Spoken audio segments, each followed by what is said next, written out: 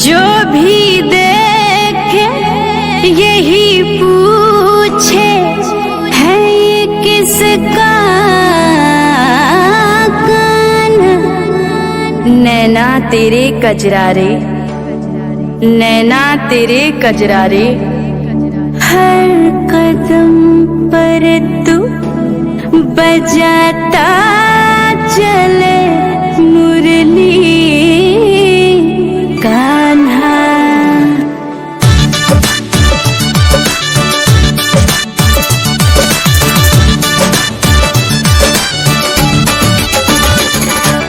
प्यार करके तुझसे ये कान्हा बेकार हुआ, बर्बाद हुआ, भूल गया अपना भी नाम, बरसाना इसे बस याद हुआ। प्यार करके तुझसे ये कान्हा बेकार हुआ, बर्बाद हुआ, भूल गया अपना भी नाम, बरसाना इसे बस याद हुआ। ये है जो कान्हा बने मेरा दीवाना, रोज हो जाता है ये किसी न किसी पे फिदा। और हाँ आज इसके पीछे कल उसके पीछे, क्या ठिकाना है इसका कि हो जाए कब लापता।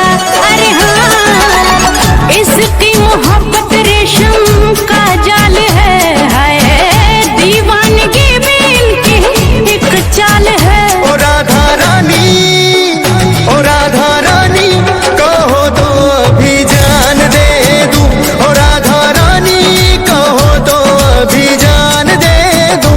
ओ राधा रानी, कहो तो अभी जान दे दूं। राधा रानी, कहो तो अभी जान दे दूं।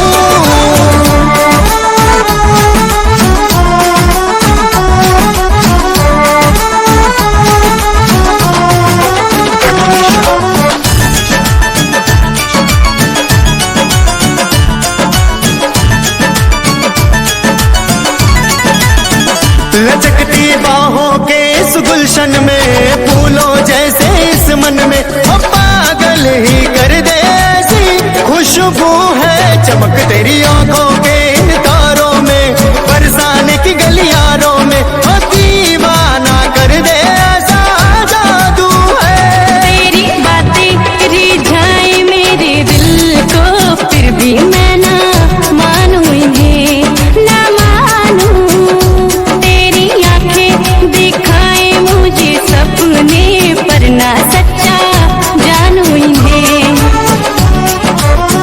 ओफो जमुना पे तूने मुझे रोका है, इसमें कोई ना कोई धोखा है। ओ राधा रानी, कहो तो अभी जान दे दूं। ओ राधा रानी, कहो तो अभी जान दे दूं। ओ राधा रानी, कहो तो अभी जान दे दूं। राधा रानी, कहो तो अभी जान दे दूं।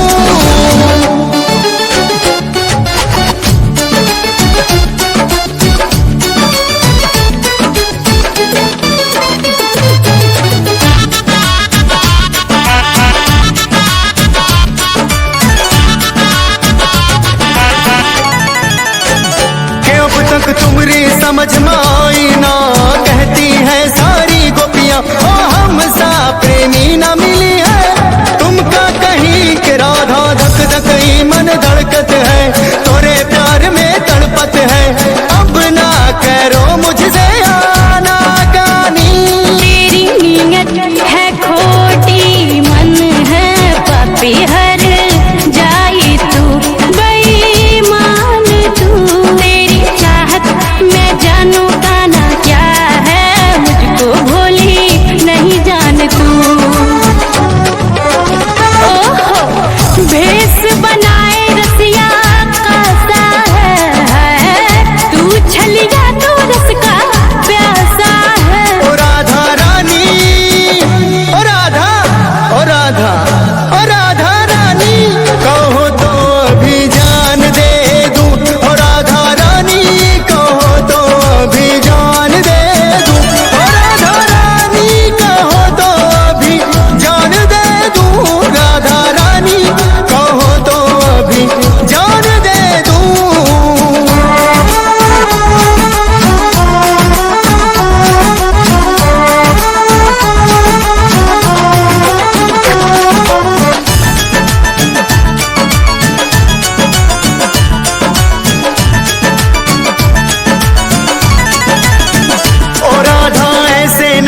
इकरार करो, सपना तुम साकार करो, मैं ही बनूंगा अब तेरा प्रेमी।